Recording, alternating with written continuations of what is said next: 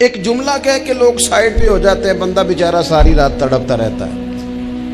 ایک فکرے کا تبصرہ کر کے لوگ کونے میں چھپ جاتے ہیں، اور کسی آدمی کے لیے وہ اسے سولی پہ لٹکا جاتے ہیں۔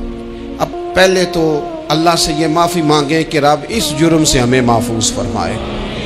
اور اب تو لوگوں کی زبانیں اتنی لمبی ہو گئیں کہ وہ صحابہ تک چلی گئی ہیں، اہل بیت نبوت تک چلی گئی۔ تبصروں کے شوق میں لوگوں نے یہ دیکھا ہی نہیں کہ میری حیثیت کیا ہے اور میں بات کس کی کر رہا ہوں، میری اوقات کیا ہے اور میں تبصرہ کس پہ کر رہا ہوں۔ بے باک ہونا اور بات ہے، اور بدتمیز ہونا، ان دونوں میں فرق ہوتا ہے۔ ابن حزم کہتے ہیں کہ مصر میں ایک تاجر بڑا کامیاب ہو گیا تھا، بڑا کامیاب تاجر ہو گیا۔ تو زندگی میں جتنے لوگ بھی کامیاب ہوتے ہیں ان سے حسد ہوتا ہے، اس سے بھی اس کے ارد گرد کے لوگوں نے حسد شروع کیا۔ اب تاجروں نے پلاننگ کی کہ اسے خراب کیسے کرنا ہے۔ وہ ایک دن اپنے گھر سے نکلا، سفید کرتا سفید پگڑی باندھ کے باہر۔ اب 5-6 لوگوں نے پہلے سے منصوبہ بندی کی ہوئی تھی۔ ایک صاحب اسے ملے، کہنے لگے ماشاءاللہ آج تو سفید کرتے پر سبز امامہ، سبز پگڑی بڑی ہی اچھی لگ رہی ہے۔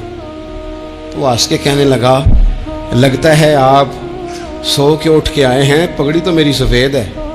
اس نے کہا چلو پگڑی تو سبز ہی ہے، باقی آپ نہیں مانتے تو آپ کی مرضی۔ وہ آگے بڑھا تو اب کیونکہ پلاننگ تھی تو ایک شخص اور ملا، اس نے کہا کیا بات ہے، سفید کرتے پر آپ کا پیلے رنگ کا امامہ کیا جچتا ہے۔ اس نے کہا یار کو خدا کا خوف کر، ہنس کے کہا کیا ہو گیا، تیری اینک کا نمبر تو نہیں تبدیل ہونے والا ہوا؟ اور بھائی میں نے تو سفید کرتا اور سفید ہی امامہ باندھا ہے۔ اب 2-3 لوگوں کی دفعہ تو وہ مسکرایا، لیکن وہ ڈھیر سارے لوگوں نے منصوبہ بندی کی تھی۔ وہ جب چوتھے کے پاس گیا تو اس نے بھی کہا کہ کیا بات ہے سفید کرتے پر پیلے رنگ کے امامے کی۔ اس نے کہا پیلا کہاں ہے؟ اب وہ غصے ہونے لگا۔ اب وہ چھٹے کے پاس گیا تو اس نے کہا جناب کیا بات ہے سفید کرتا اور کالا امامہ۔ اب وہ غصے میں اتنا باولا ہوا کہ پہلے ہنسا پھر رویا، پھر اسے سمجھ نہ آئی کہ دکان کا تالا کس چابی سے میں نے کھولنا ہے۔ بس وہ شام ہوئی تو اس بیچارے کو بچوں نے روڑے مارنے شروع کر دیے۔ وہ اتنی تکلیف میں آ گیا کہ لوگ اسے پاگل کہنے لگے۔ کیوں؟ اس لیے کہ لوگ منصوبہ بندی، افواہ تھی نا کہ میری طبیعت خراب ہے، تو لوگوں نے حال پوچھ پوچھ کر بیمار کر دیا۔ لوگوں کی باتیں، لوگوں کے تبصرے، لوگوں کے کومنٹس بولے امام شافعی۔ امام شافعی فرمانے لگے لوگوں کی باتیں پتھروں کی طرح ہوتی ہیں، یہ روڑوں کی طرح ہوتی ہیں، اگر انہیں کمر کے اوپر رکھ لو گے نا تو یہ تمہاری کمر توڑ دیں گی، اور اگر تم ان کو اپنے پیروں کے نیچے رکھ لو گے تو تمہارا قد اونچا ہو جائے گا۔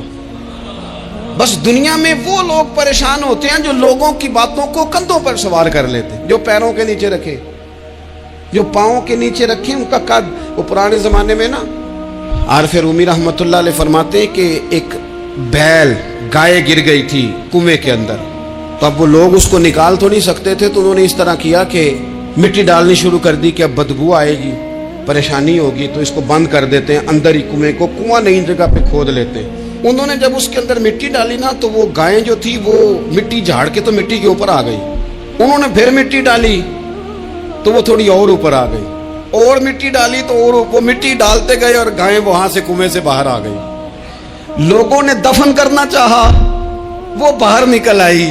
اور میرے بھائی لوگ بھی اپنی باتوں میں دفن کرنا چاہتے ہیں، لیکن یاد رکھنا جو چمکنے والے تھے وہ چمکتے ہی رہے، جن کو اللہ نے عزت دی تھی ان کی گھٹائی کوئی نہیں سکا۔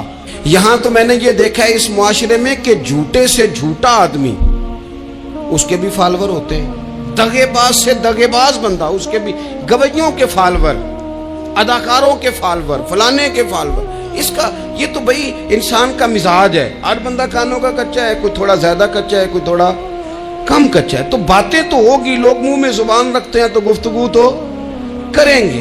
اب یہ اثر لینے والے پہ ہے کہ وہ اس کا اثر کس طرح کا لیتا ہے۔ ہمارے ہاں بڑے بڑے سمجھدار لوگ نفسیاتی ہو جاتے ہیں، بڑی بڑی سمجھدار خواتین نفسیاتی ہو جاتی ہیں، میری ساس باتیں کرتی ہے، میری نند باتیں کرتی ہے، مجھے فلانا باتیں کرتا ہے، مجھے فلانا۔ بھائی باتیں، جس کے منہ میں زبان ہے اس نے بات تو کرنی ہے۔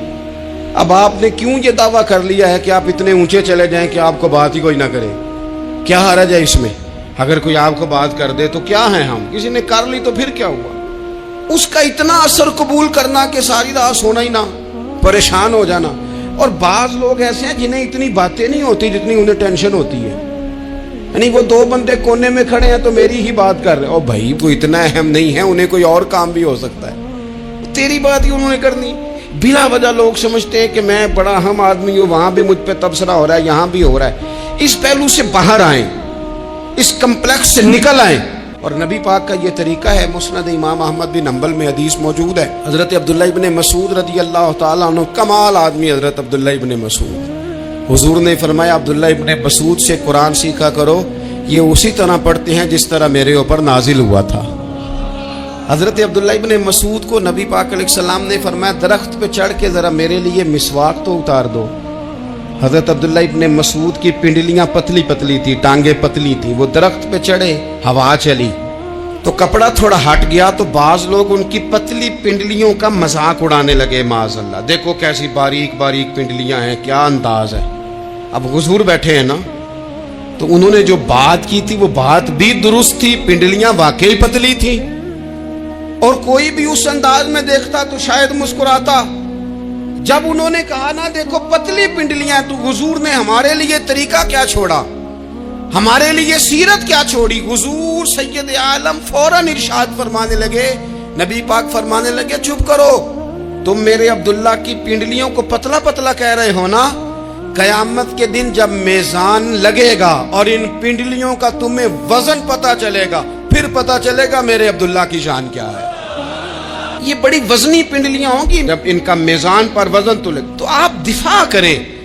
نبی پاک صلی اللہ علیہ وسلم نے فرمایا اگر کسی جگہ تیرے بھائی کی عزت پر حملہ ہو رہا تھا اور تو بچانے پر قادر تھا, اور تو نے اس کی عزت سے اس شر کو روک دیا, کہا نہیں یار ایسی بات نہیں ہے, تم غلط کہہ رہے ہو. فرمایا اگر تم کسی کی عزت کا دفاع کرو گے تو فرمایا جہاں تمہاری عزت خراب کی جا رہی ہوگی, رب وہاں تمہاری عزت کا دفاع فرمائے گا, اللہ تمہاری عزت کا محافظ بن جائے گا. لیکن ہم کیا کرتے ہیں, ہم لوگ باتیں کر رہے ہوتے ہیں تو ہم ان باتوں میں ایک بات اور شامل کرتے ہیں, ہم ان باتوں میں ایک بات اور شامل کر لیتے ہیں, اور انداز اختیار کر لیتے ہیں, اور جو آپ کے حق میں ہے اس نے مخالف نہیں ہونا, اور جو مخالف ہے اس نے کبھی حق میں. چھوڑیں, آپ کس کو قائل کر رہے ہیں, جس کی سمجھ میں آتی ہے وہ قبول کرے, نہیں آتی تو دروازہ کھلا ہے, کہیں اور تشریف لے جائے. ہمارا یہ مزاج بن گیا کہ بلا وجہ کی وضاحتیں بھی بندے کو کمزور کرتی ہیں, بلا وجہ ہم کمزور پڑ جاتے ہیں, تھوڑے بے نیاز ہو جائیں.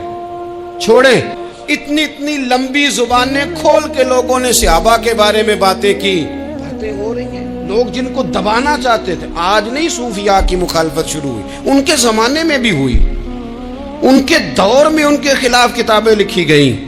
لکھنے والے خدا جانے کہاں ہیں, اور داتا صاحب ہو رہی ہے, خواجہ صاحب ہو رہی ہے. حضور غوث اعظم کے ان کے زمانے میں بھی ایسا نہیں ہوا کہ بڑی خوشی سے لوگوں نے آگے بڑھ کے پھول ڈالے ہوں. ان کے دور میں باقاعدہ جتھے تیار ہوئے, جتھے, اور پورا کام کیا گیا. اور ویسے بھی اگر کوئی شخص آپ کا مخالف ہی نہیں ہے تو پھر آپ کو چمکنے کا مزہ کیسے آئے گا. کوئی تو مخالف ہو نا, کوئی تو ہو نا جو کوئی بات کرے. دیکھیں نا, اگر اندھیرا نہ ہو, رات نہ ہو, تو بلب کی کوئی اہمیت رہ جائے گی. یہ چمکتا ہی تب ہے جب اندھیرا زیادہ ہوتا ہے. ہم کہتے ہیں اندھیرا ہو گیا, اور بھائی تجھے چمکنے کا موقع دیا ہے اندھیرے نے, تجھے اس نے عروج دیا, تم دیے باد مخالف سے نہ گھبرا اے عقاب, یہ تو چلتی ہے تجھے اونچا اڑانے کے لیے. تو باتوں سے پریشان نہ ہو. میں نے کہا کہ اگر آپ باتوں کا پہاڑ بنا کے اوپر سوار ہو جائیں گے نا تو قد اونچا کریں گی باتیں. جو بندہ ڈسکس ہونے لگ جاتا ہے وہی تو مشہور ہوتا ہے, اسی کی تو بات ہوتی ہے. دیکھیں کیا ہوتا تھا بھلا مکے میں, کوئی بندہ باہر سے آتا تو ابو جال اسے کھڑا کر کے کہتا حضور کے پاس نہ جانا, تو کہتا پتہ تو کروں بھلا نبی پاک کے پاس کیا ہے, پتہ تو کروں بھلا حضور کے پاس کیا ہے. تو جن سے تعارف نہیں ہونا تھا وہ بھی تعارف کرا رہے تھے رسول پاک کا. تو اس لیے باتوں سے گھبرا جانا. ہاں ایک بات ہمیں کتاب و سنت میں ملتی ہے, اس پر ضرور غور کریں, تہمت والی جگہ سے بچیں, تہمت کا موقع نہ دیں. مطلب بلا وجہ ہی اپنے لیے بحث کا دروازہ کھولنا یہ درست نہیں ہے. اپنے لیے ہم نہ دروازے